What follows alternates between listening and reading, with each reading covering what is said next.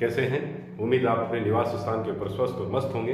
इसी के साथ आज के नए वीडियो की शुरुआत करते हैं, जिस टॉपिक का नाम है प्रस्तावना। प्रस्तावना जिससे हम उद्देशिका के नाम से भी जानते हैं। उद्देशिका इसका नाम कैसे पड़ा, इसके बारे में थोड़ी सी जानकारी मैं आप लोगों को बताऊं कि जवाहरलाल नेहरू जी के द्वारा जब संविधान सभा के अंदर एक प्रस्ताव रखा गया था और सभी लोगों ने पूछा था, नेहरू जी ये प्रस्ताव किसको लेकर है? तो नेहरू साहब ने उस वक्त कहा था कि ये मेरा उद्देश्य प्रस्ताव है और मैं चाहता हूं कि जो उद्देश्य प्रस्ताव संविधान सभा में पेश कर रहा हूं, भविष्य के अंदर जाके जो हमारा संविधान बने, उस संविधान की प्रस्तावना जो है वो ये उद्देश्य प्रस्ताव बने। इसीलिए हमारे देश की संविधान की प्रस्तावना को उद्देशिका भी कहते हैं। अब इसमें सवाल आता है कि जवाहरलाल नेहरू के द्वारा संविधान सभा में प्रस्तावना को कब रखा गया? जी हाँ, जवाहरलाल नेहरू के द्वारा प्रस्तावना को संविधान सभा में कब रखा गया? तो इसकी डेट बहुत महत्वपूर्ण है, कई बार एग्जामों में पूछी गई है। तो देखिए 13 दिसंबर और 1946 को जवाहरलाल नेहरू के द्वारा प्रस्तावना को संविधान सभा में रखा गया, पेश किया गया इसे। फिर दूसरा क्वेश्चन पूछ लिया जाता है कि प्रस्तावना को संविधान सभा ने कब स्वीकार किया गया? तो ये क्वेश्चन अभी हाल ही में रीट में आया है। तो प्रस्तावना को जब जवाहरलाल नेहरू ने 13 दिसंबर 1946 को रखा तो इसे 22 जनवरी, जी हाँ 22 जनवरी और 1947, देखिए दिसंबर का महीना है, फिर जनवरी आएगी तो साल बदल जाएगी। तो 13 दिसंबर 1946 को इसको पेश किया गया था संविधान सभा के अंदर और 22 जनवरी 1947 को इसको स्वीकार कर लिया गया। ये स्वीकार किसके द्वारा की गई? तो संविधान सभा के द्वारा इसे स्वीकार किया गया था। अब कई बार पूछ लिया जाता है कि जो प्रस्तावना है हमारी, उसके अंदर कुछ महत्वपूर्ण शब्दावलियां हैं, शाब्दिक अर्थ हैं। उन अर्थों से कई बार सवाल पूछ लिया जाता है कि क्रम से बताइए हमारे प्रस्तावना के शाब्दिक अर्थ क्या क्या है। तो मैं यहाँ आप लोगों को एक आसान तरीके से उन्हें समझाने और बताने की कोशिश करूंगा, आप थोड़ा सा ध्यान से समझिएगा। देखिए शब्द जो है वो है एस और फिर लिखिए आप डी और फिर लिखो आर। ये SSSDR क्या है? मेरे दोस्तों, ये वो शब्द हैं जो हमेशा प्रतियोगी परीक्षाओं के अंदर आते रहते हैं और इनके बारे में हमें जानकारी होनी चाहिए। एस का मतलब क्या है? एस का मतलब है सोवरेंटी। एस का मतलब होता है सोवरेंटी। सोवरेंटी का मतलब होता है संप्रभुता। तो एस का मतलब सोवरेंटी, सोवरेंट का मतलब होता है संप्रभुता।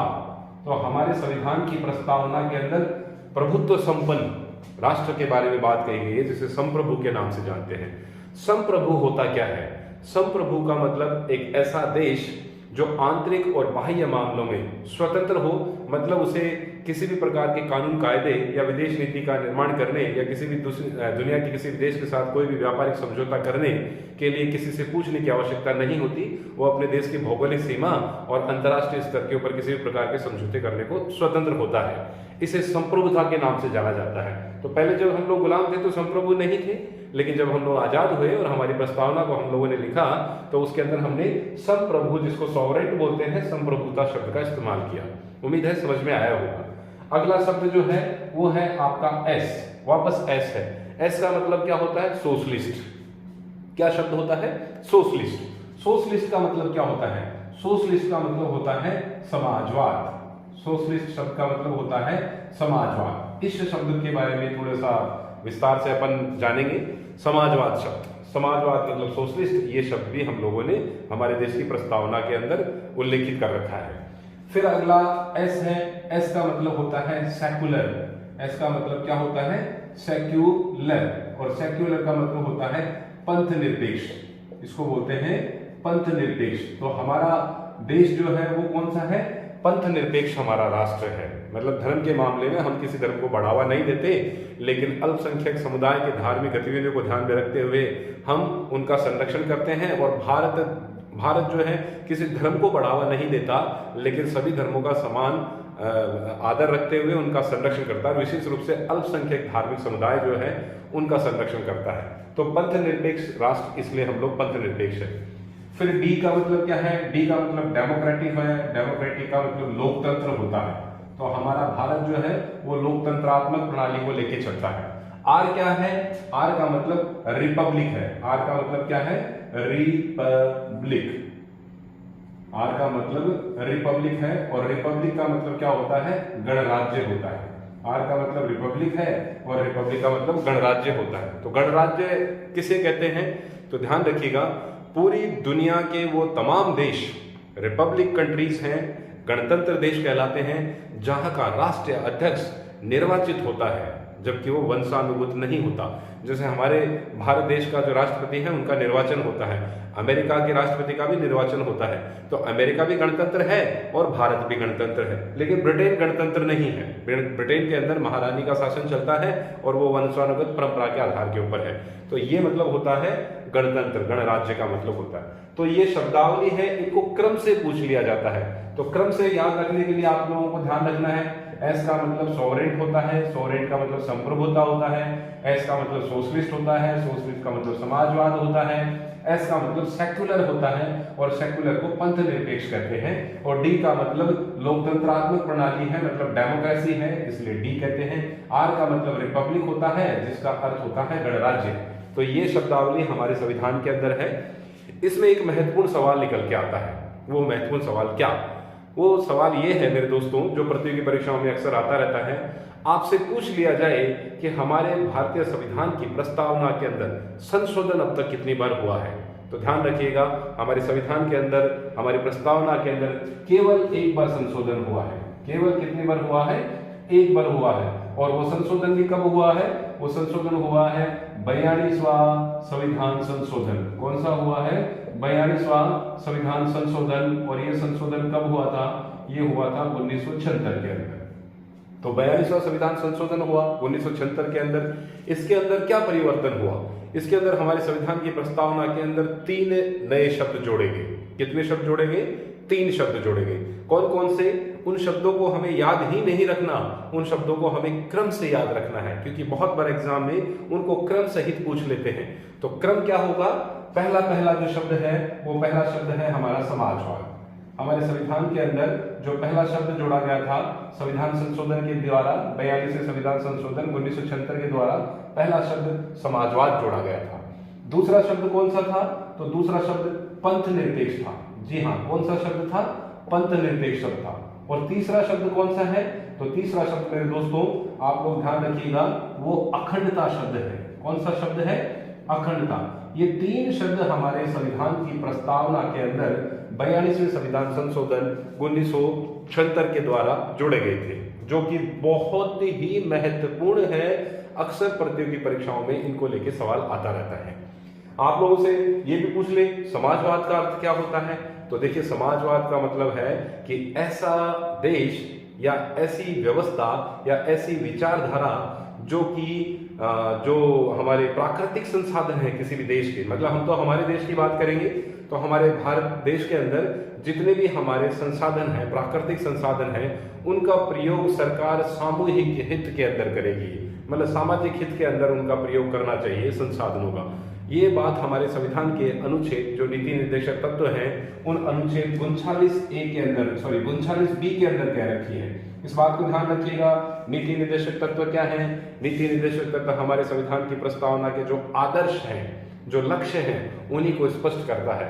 और उन्हीं के अंदर एक 39B और 39C, ये 2 नीति निर्देशक तत्व हैं जो हमें समाजवाद के बारे में परिचय करवाते हैं। उसमें 39B जो है ये तो कहता है कि हमारे देश के अंदर प्राकृतिक संसाधनों का स्वामित्व सरकार के हाथ में होगा और उनका प्रयोग सार्वजनिक हित के अंदर ही किया जाएगा। और 39C के अंदर क्या है दोस्तों? तो 39C के अंदर कह रखा है कि धन जो है, पैसा जो है, धन का केंद्रीकरण नहीं होना चाहिए, मतलब धन इकट्ठा नहीं होना चाहिए, किसी एक जगह पर उसका नियंत्रण नहीं होना चाहिए, बाजार के अंदर उसका फ्लो बना रहना चाहिए।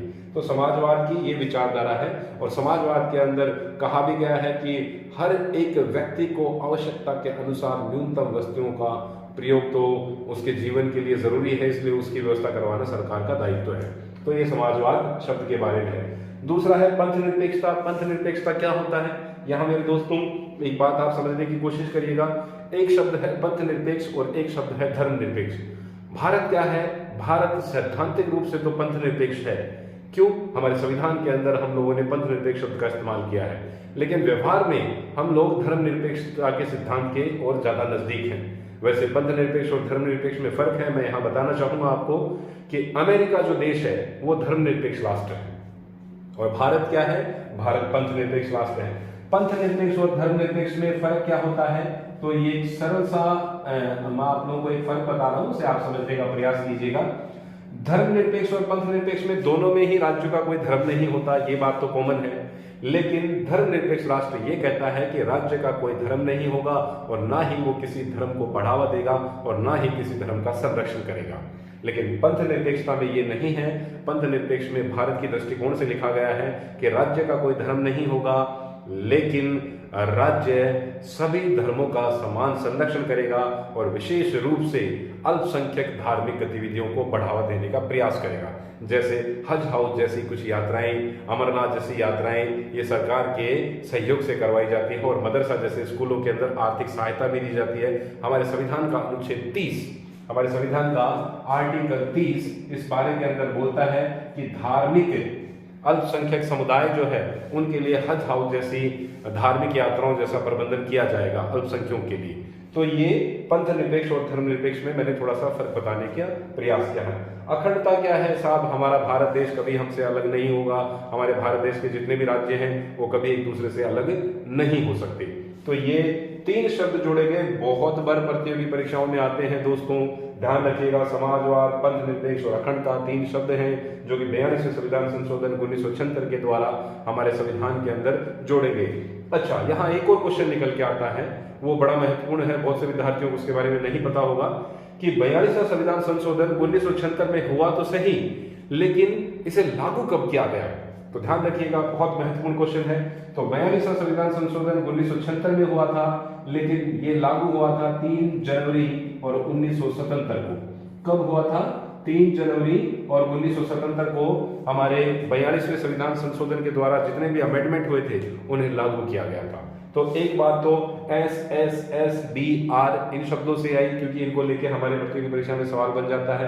फिर आगे क्या है? तो आगे और भी है संविधान की प्रस्तावना के अंदर बातें, वो क्या है उनको भी जरा सुन लेते हैं अपन लोग। हमारे देश के अंदर कई बार हम लोगों ने देखा है, प्रस्तावना को पढ़ा है तो कुछ शब्द आते हैं, जैसे न्याय आता है, स्वतंत्रता आता है, समानता आता है। तो इनको भी हम लोगों को क्रम से याद होना चाहिए कि न्याय, स्वतंत्रता, समानता ये किस प्रकार से हमें याद रहे। तो मैं एक शब्द बोल रहा हूं आप लोगों को, जैली। क्या शब्द बोल रहा हूं? जैली। तो मैं यहां लिख रहा हूं JL और E। ये क्या है? ये भी क्रम है। ये क्या है?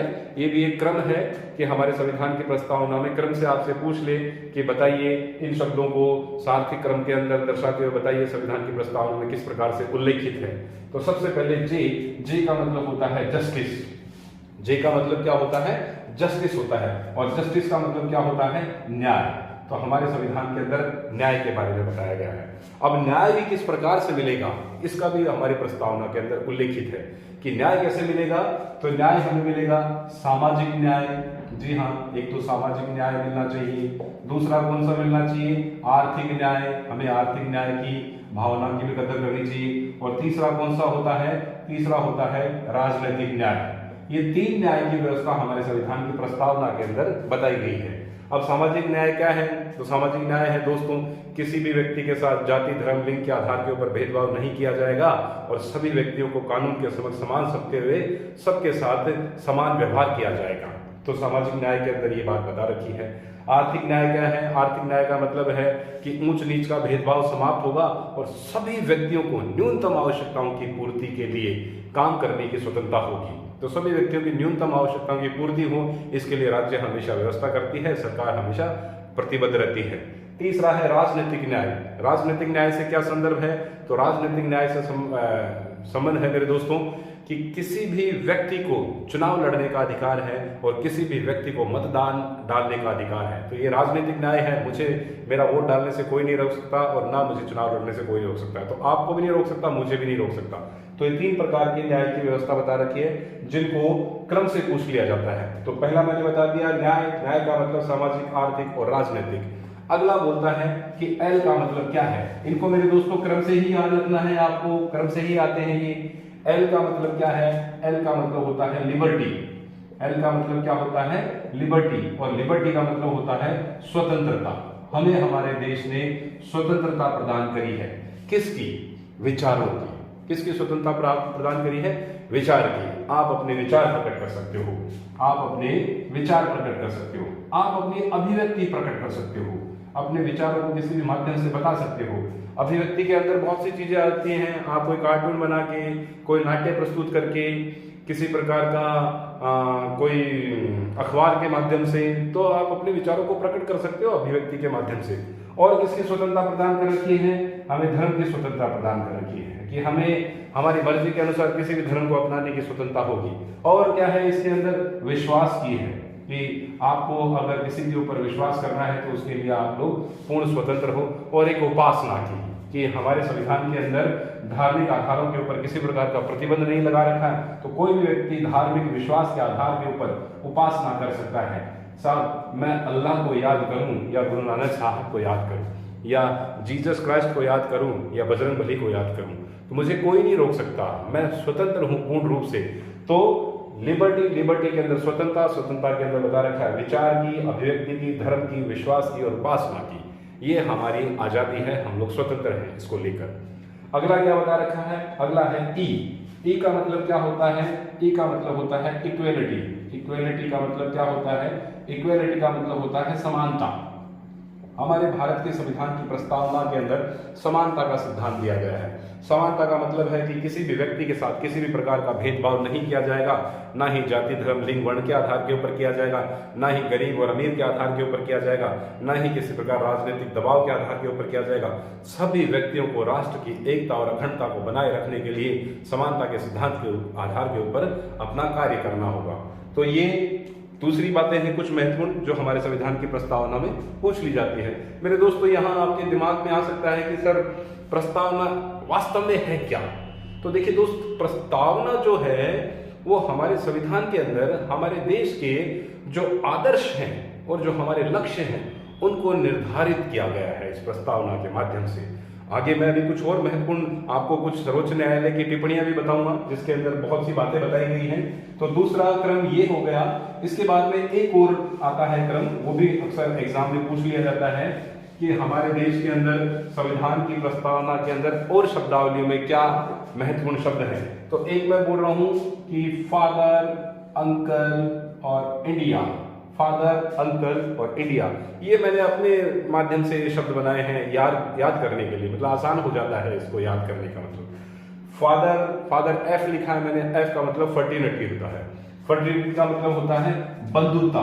हमारे देश के अंदर सभी जो है वो बंधुता बनाए रखेंगे, मतलब आपसी भाईचारे की भावना रखेंगे। तो हमारे संविधान की प्रस्तावना में बंधुता शब्द का उल्लेख है। ये क्रम से है दोस्तों, जितना भी मैं बता रहा हूँ सब क्रम से है, क्रम से याद रखना है आपको। यू का मतलब क्या है? यू का मतलब होता है यूनियन। यूनियन का मतलब होता है एकता, कि हमारे संविधान के अंदर एकता का उल्लेख किया गया। राष्ट्र की एकता और अखंडता को बनाए रखने का प्रत्येक नागरिक का ये दायित्व है, कर्तव्य है। और आई का मतलब क्या होता है दोस्तों?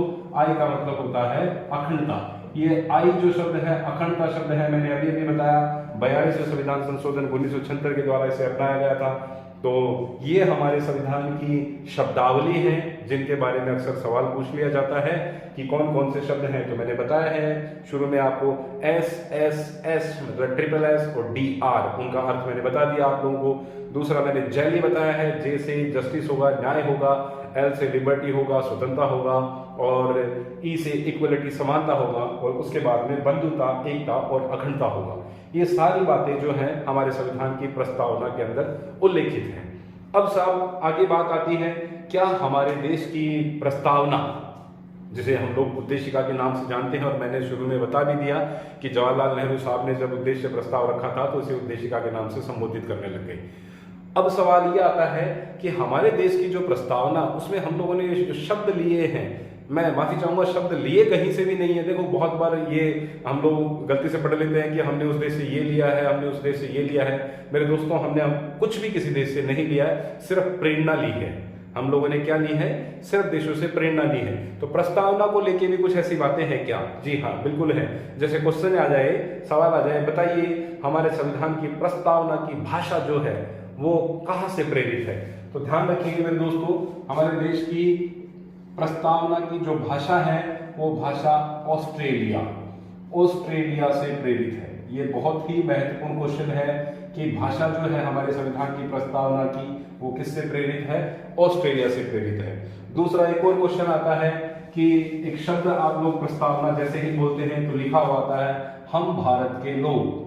हम भारत के लोग, जो हम भारत के लोग हैं, ये वाक्यांश हम लोगों ने कहां से लिया है? हम भारत के लोग। तो ये वाक्यांश जो लिया है ये हम लोगों ने अमेरिका से लिया है। कहां से लिया है?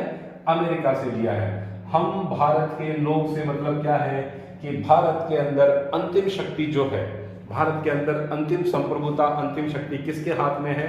भारत की जनता के हाथ में है। तो हम भारत के लोगों से यही मतलब निकलता और ये हम लोगों ने अमेरिका से प्रेरित होकर लिया है। इसके बाद में प्रस्तावना के अंदर और क्या महत्वपूर्ण बातें हैं? तो देखिए और महत्वपूर्ण बातें ये हैं कि आपसे यूं पूछ लिया जाए, सवाल घुमा के पूछ लिया जाए कि दुनिया के वर्तमान जो महाशक्तियां हैं उनमें से कौन सी शक्ति से हमने क्या ग्रहण किया है? तो देखिए बेसिकली सबसे बड़ी शक्ति जो है वो अमेरिका को मानते हैं हम लोग। तो अमेरिका से हम लोगों ने क्या ग्रहण किया है? तो देखिए अमेरिका का नाम यहाँ है, इसलिए इसी के साथ में यहाँ बता देता हूँ। अमेरिका से हम लोगों ने एक तो राजनीतिक, कौन सी? राजनीतिक। एक तो राजनीतिक और एक व्यक्तिगत, एक तो राजनीतिक और एक व्यक्तिगत स्वतंत्रता, एक तो राजनीतिक और एक व्यक्तिगत स्वतंत्रता, ये हम लोगों ने अमेरिका की क्रांति से प्रभावित होकर प्रेरणा लेकर हमारे संविधान में उल्लेखित किया है। तो राजनीतिक और व्यक्तिगत स्वतंत्रता का सिद्धांत या उससे प्रेरणा हम लोगों ने कौन से देश से ली है? तो मेरे दोस्तों अमेरिका से ली है। दूसरा, रूस अभी वर्तमान के अंदर बहुत ज़्यादा सक्रिय है, करंट में भी बहुत गुंजाइश है इसको लेके, क्योंकि यूक्रेन का और रूस का युद्ध छिड़ रहा है। तो रूस से हम लोगों ने क्या लिया है? तो मेरे दोस्तों रूस से मैं बताना चाहूंगा आपको आर्थिक समानता का सिद्धांत जो है, आर्थिक समानता का सिद्धांत जो है वो हम लोगों ने रूस से लिया है। ये भी एक महत्वपूर्ण क्वेश्चन है। और किसी देश से कुछ लिया है क्या? क्रांतियों से लिया। रूस की क्रांति हुई थी, आप जानते हैं, तो रूस की क्रांति से हम लोगों ने आर्थिक समानता का सिद्धांत लिया है। एक और क्रांति हुई है वो है फ्रांस की क्रांति। तो फ्रांस से हम लोगों ने क्या लिया है? फ्रांस की क्रांति से हम लोगों ने क्या प्रेरणा ली है?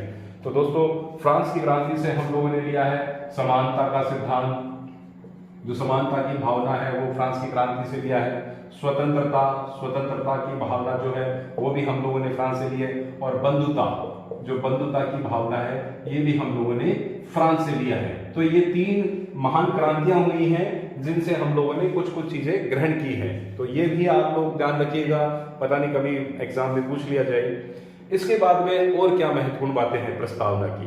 तो देखिए और महत्वपूर्ण बातें ये हैं कि प्रस्तावना जो है वो विवाद का विषय रहा है प्रारंभिक दौर के ऊपर। जब हमारे देश के अंदर, हमारे संविधान के अंदर प्रस्तावना को हम लोगों ने अपनाया और प्रारंभिक दौर जो रहा लगभग 60-70 के दौर का जो समय है, उसमें प्रस्तावना को लेकर कोर्ट में, सुप्रीम कोर्ट के अंदर बहुत सी याचिकाएं लगी और उसमें अलग अलग जवाब दिए गए। ये पूछा गया कि साहब बताइए प्रस्तावना जो है वो हमारे संविधान का भाग है या नहीं है। ये क्वेश्चन पूछे गए हैं कई बार कि प्रस्तावना संविधान का भाग है या नहीं है। तो प्रारंभ के अंदर जैसे चंद्रचूड़ जैसे न्यायाधीश महोदय ने कहा था कि प्रस्तावना संविधान का भाग नहीं है। क्यों नहीं है? उन्होंने तर्क दिया कि साहब प्रस्तावना ना तो संविधान के किसी भाग के अंदर उल्लेखित है, ना हमारे 395 अनुच्छेद है उसके अंदर इसका कोई योगदान है, किसी भी प्रकार की बात है, और ना ही अनुसूचियों के अंदर इसका उल्लेख है। तो जब संविधान के मुख्य रूप से भाग, अनुसूचियां और अनुच्छेदों में ही प्रस्तावना का उल्लेख नहीं है, तो प्रस्तावना संविधान का भाग कैसे हुई? तो मना कर दिया साहब। उसके बाद में एक बहुत फेमस केस हुआ था 1960 के अंदर। 1960 के अंदर कौन सा केस हुआ था? बेरुवाड़ी वाद। कौन सा हुआ था? बेरुवाड़ी वाद। ये बेरुवाड़ी वाद भी बहुत महत्वपूर्ण है। बेरुवाड़ी स्थान का नाम था जो कि वर्तमान में पाकिस्तान के अंदर है। 1960 के अंदर इस केस को दायर किया गया था और इसमें भी सर्वोच्च न्यायालय ने कहा कि प्रस्तावना संविधान का भाग नहीं है, प्रस्तावना संविधान का भाग नहीं है। मना कर दिया बेरुवाड़ी वाद के अंदर की प्रस्तावना संविधान का भाग नहीं है।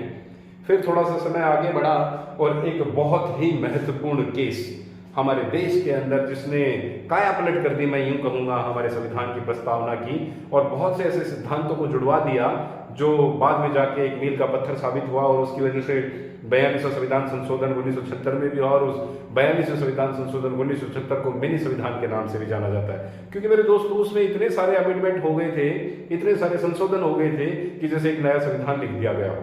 तो वो क्या था उसके बारे में बहुत ज्यादा महत्वपूर्ण है वो बात, उसमें क्वेश्चंस आ जाते हैं। तो वो क्या है मैं यहाँ लिखता हूं, आप जरूर इसको याद रखेंगे। वो केस था केशवानंद भारती, केशवानंद भारती और बनाम केरल राज्य, केशवानंद भारती बनाम केरल राज्य, और ये हुआ था 1973 के अंदर। इसको ध्यान रखना मेरे दोस्तों, इसको ध्यान इसलिए भी रखना जरूरी है क्योंकि वर्तमान के अंदर ये करंट का क्वेश्चन भी बन सकता है, क्योंकि अभी पिछले साल शायद 2020 के अंदर केशवानंद जी जिनके साथ ये वाद जुड़ा हुआ है उनकी मृत्यु हो गई अभी हाल ही के अंदर, तो पूछा जा सकता है इस क्वेश्चन को। तो क्या हुआ था इस केस के अंदर, तो देखिए केशवानंद भारती बनाम केरल राज्य 1973 में जो केस हुआ था, इसमें फिर से वही सवाल पूछा गया कि साहब प्रस्तावना संविधान का भाग है क्या। अब की बार संविधान के मामले में, प्रस्तावना के मामले में सर्वोच्च न्यायालय ने अपना निर्णय बदल दिया और सर्वोच्च न्यायालय ने बहुत ही शानदार फैसला सुनाते हुए कहा कि प्रस्तावना संविधान का भाग है। जी हाँ, प्रस्तावना संविधान का भाग है। इस केस के द्वारा हमारे संविधान की प्रस्तावना के लिए कहा गया कि प्रस्तावना जो है वो प्रस्तावना संविधान का भाग है, संविधान का भाग है। और इसके अंदर एक महत्वपूर्ण बात और कही गई केस के अंदर कि साहब प्रस्तावना के अंदर संशोधन भी किया जा सकता है, प्रस्तावना में संशोधन भी किया जा सकता है। संशोधन कौन से अनुच्छेद के तहत होता है दोस्तों, तो 368 इसके तहत हमारे संविधान में क्या होता है, संशोधन किया जा सकता है। हमारे संविधान के अंदर क्या किया जा सकता है, अनुच्छेद 368 के तहत संशोधन किया जा सकता है। तो इस केस में सर्वोच्च न्यायालय ने, सुप्रीम कोर्ट ने इस केस में कहा कि प्रस्तावना संविधान का भाग तो है ही, और अनुच्छेद 368 के तहत प्रस्तावना में संशोधन भी किया जा सकता है। लेकिन यहां पर एक बात के लिए उन्होंने बंदिश लगाई, अंकुश लगाया, और वो ये कहा कि साहब प्रस्तावना में संशोधन तो किया जा सकता है लेकिन इसके मूल ढांचे में किसी भी प्रकार का परिवर्तन नहीं किया जा सकता। तो मूल ढांचे की संकल्पना का सिद्धांत, मूल ढांचे में किसी भी प्रकार का परिवर्तन जो है वो नहीं किया जाएगा, ये परिवर्तन नहीं किया जाएगा। ये बात भी सर्वोच्च न्यायालय ने कही कि प्रस्तावना के अंदर संशोधन तो किया जा सकता है लेकिन प्रस्तावना के मूल ढांचे में किसी भी प्रकार का परिवर्तन नहीं किया जाएगा। ये भी सर्वोच्च न्यायालय के द्वारा कहा गया। यहाँ एक बात और बताता हूं मेरे दोस्तों, आज तक के भारत के इतिहास की सबसे बड़ी पीठ न्यायालय के अंदर अगर बैठी है तो इसी केस में बैठी थी। इसमें एक साथ कितने न्यायाधीश बैठे थे, 13 न्यायाधीशों की पीठ बैठी थी। इसमें 13 न्यायाधीशों की पीठ बैठी थी और एमएस सीकरी इसके उस टाइम पर तात्कालिक मुख्य न्यायाधीश थे। तो 13 न्यायाधीशों की पीठ आज तक के भारत के इतिहास की सबसे बड़ी पीठ है ये, जिसके अंदर इतने न्यायाधीश एक साथ बैठे थे। इसके बाद में आगे क्या हुआ, तो इसमें देखिए संविधान में संशोधन करने की मंजूरी दे दी, और ये संशोधन करने की शक्ति भी सिर्फ किसके पास रहेगी, ये संशोधन करने की शक्ति सिर्फ और सिर्फ संसद के पास रहेगी। संसद के अलावा और किसी भी प्रकार से इसमें संशोधन नहीं किया जा सकता। तो देखो ये केस कब का है, ये 1973 का है, और इसी के आधार पर आगे जाके 1976 के अंदर 42वां संविधान संशोधन हुआ और उसमें प्रस्तावना में 3 शब्द जोड़े गए, जिसकी जानकारी मैंने आप लोगों को पहले दे दी है, तो उसे आप अपने मस्तिष्क में रखें। इसके बाद में कुछ और भी केस हुए हैं क्या प्रस्तावना को लेकर? जी हाँ, एक और महत्वपूर्ण केस है, उसको भी आप ध्यान रख सकते हैं। वो कौन सा है, वो है एसआर बॉम्बई। ये एसआर बॉम्बई जो केस था, ये एसआर बॉम्बई, ये केस 1994 के अंदर हुआ था, और इसके अंदर भी प्रस्तावना के आधारभूत ढांचे की बात की गई, आधारभूत ढांचे की बात की गई, और आधारभूत ढांचे के तहत ये बताया गया कि प्रस्तावना संविधान का भाग है, प्रस्तावना संविधान का भाग है। और तब से वर्तमान में अभी तक जब भी सर्वोच्च न्यायालय में प्रस्तावना को लेकर कोई वाद होता है तो उसके अंदर प्रस्तावना का आधारभूत ढांचा जो है उसे सर्वोच्च न्यायालय ने आज तक व्याख्या नहीं दी है। उसकी क्यों नहीं दी है, उसका भी एक कारण है, क्योंकि देखिए समय के साथ सब चीजें बदलती जाती हैं। क्योंकि कभी किसी ने सोचा नहीं था, जवाहरलाल नेहरू साहब ने भी नहीं सोचा था कि ऐसा युग भी आएगा कि हम लोग जिस तरीके से आप और मैं बातें कर रहे हैं इस तरीके से कभी क्लास में ले पाएंगे क्या। तो बहुत से परिवर्तन समय के साथ होते गए हैं, इसलिए संविधान का आधारभूत ढांचा सरकार ने कभी डिक्लेयर नहीं किया, क्योंकि समय समय के ऊपर समाजवाद का सिद्धांत बनाया गया, पंथनिरपेक्षता का सिद्धांत बनाया गया, अखंडता का सिद्धांत बनाया गया, और न जाने किस प्रकार से आने वाले समय के अंदर क्या क्या परिवर्तन होने की गुंजाइश रहती है, बदले भी जा सकते हैं। तो आधारभूत ढांचे की संकल्पना हमारे संविधान के द्वारा अब तक नहीं की गई है। तो ये कुछ महत्वपूर्ण जानकारी मैंने आप लोगों को बताई है। इसके अंदर कुछ और भी बातें निकल के आती हैं क्या प्रस्तावना की? तो जी हाँ, बिल्कुल निकल के आती हैं। जैसे आपसे पूछ लिया जाए कि सर्वोच्च न्यायालय के केस में, केशवानंद भारती के केस में संविधान सभा प्रस्तावना के लिए सर्वोच्च न्यायालय ने क्या कहा, तो देखिए 1973 के केशवानंद भारती वाले केस में सर्वोच्च न्यायालय ने प्रस्तावना को संविधान की आंख कहा है। प्रस्तावना को संविधान की क्या कहा है? संविधान की आंख कहा है। ये बहुत ही महत्वपूर्ण क्वेश्चन है। आप लोगों से पूछ लिया जाए कि प्रस्तावना को संविधान की आंख कौन से वाद में कहा, तो केशवानंद भारती का जो वाद है 1973 वाला, उसमें कहा। एक और क्वेश्चन बनता है कि किसने प्रस्तावना को संविधान की आत्मा कहा है, तो यहां भी ध्यान रखेंगे आप, डी और भार्गव, इन्होंने प्रस्तावना को संविधान की आत्मा कहा है। प्रस्तावना को संविधान की क्या कहा है? आत्मा कहा है। प्रस्तावना को संविधान की आत्मा कहा है। यह आत्मा किसने कहा है? डी भार्गव, जिनका नाम क्या है? दुर्गादास भार्गव, इन्होंने कहा है। के मुंशी के बारे में भी आ जाता है कि के मुंशी ने संविधान की प्रस्तावना को आत्मा कहा। नहीं दोस्तों, प्रस्तावना को उन्होंने आत्मा नहीं कहा है, उन्होंने संविधान को राज्य की आत्मा कहा है। ये आप ध्यान रखेंगे, इस बात को करेक्शन रखिएगा। के एम मुंशी ने क्या कहा है? संविधान को कहा है। संविधान को आत्मा कहा है, किसकी? राज्य की आत्मा कहा है। संविधान को इन्होंने आत्मा कहा है, और संविधान को इन्होंने आत्मा किसकी कहा है? राज्य की कहा है। किसने कहा है? के एम मुंशी ने। और के एम मुंशी कौन थे? तो कन्हैयालाल माणिक्यलाल मुंशी थे, जो हमारे संविधान सभा का जो उद्देश्य प्रस्ताव जो प्रारूप समिति थी, उस प्रारूप समिति में एकमात्र व्यक्ति थे कांग्रेस के, तो वो के एम मुंशी थे। यहाँ वैसे उनके संदर्भ की आवश्यकता नहीं है, हम लोग प्रस्तावना पढ़ रहे हैं। तो ये सारी बातें जो भी मुझे महत्वपूर्ण लगी प्रतियोगी परीक्षाओं की दृष्टि से, वो सारा मैंने बताने का प्रयास किया है। मेरे दोस्तों, अगर मेरे द्वारा दी गई जानकारी आप लोगों के लिए उपयोगी सिद्ध हो रही है, तो प्लीज़ प्लीज़ प्लीज़ मुझे मोटिवेट करें, मेरे चैनल को लाइक करें, सब्सक्राइब करें, शेयर करें। आज के लिए इतना ही। Thank you very much. जय श्री श्याम। Thank you.